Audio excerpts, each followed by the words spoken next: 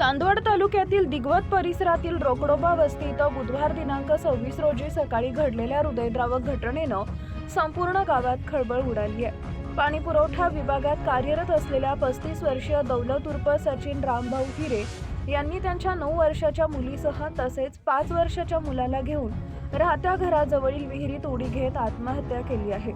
सकाळी सुमारे 8:30 वाजता ही घटना घडल्याचं समजताच स्थानिक नागरिकांनी पोलिसांना कळवले। तत्परतेनं मदत कार्य सुरू करत गावातील पोहण्यात निपुण तरुणांनी आणि आपत्कालीन पथकानं विहिरीत उतरून तिघांना बाहेर काढले। त्यांना तातडीनं चांदवड उपजिल्हा रुग्णालयात नेण्यात आले, मात्र डॉक्टरांनी तीनही जणांना मृत घोषित केले।